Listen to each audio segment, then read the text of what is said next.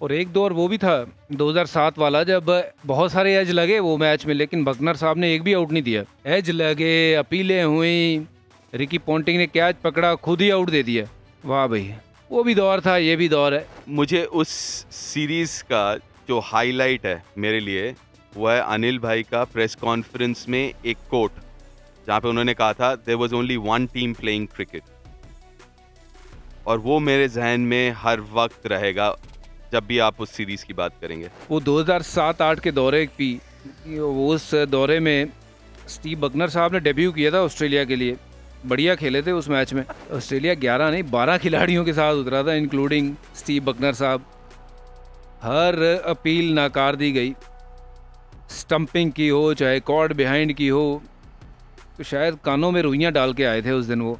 अब क्योंकि बहुत समय हो गया है, बहुत साल हो गए, ये देखिए इस बॉल पे स्निको, बॉलर ऊपर गए, धोनी ऊपर गए। स्निको पे अगर देखें तो वो स्पाइक नज़र आएगा पर, लेकिन रिकी पॉन्टिंग बाहर नहीं गए, बेंसन को सुनाई नहीं दी गई। स्निको ने देखिए थोड़ी नहीं बहुत बड़ी स्पाइक दिखाई।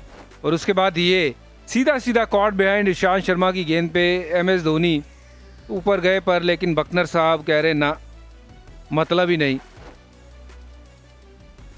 और ये देखिए कितना बड़ा आउट था ये, एंड्रू सैमन और धोनी सीधा ऊपर, बकनर साहब लेकिन नहीं, इंटरेस्टेड नहीं है। और फिर ये स्टंपिंग अगले दिन पेपर में भी ये छपा था। और ये पैर चेक कर लीजिए कहाँ है, हवा में पैर और बेल ऊपर थे पर, लेकिन बकनर साहब फिर इंटरेस्टेड नहीं। ये एक ही चीज़ में इंटरेस्टेड थे उस दिन 12th मैनी में।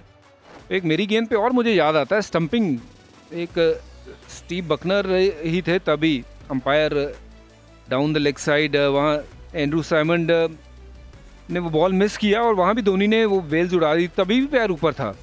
तो एक के खिलाड़ी को 2-2 3-3 बार आउट करना पड़ा।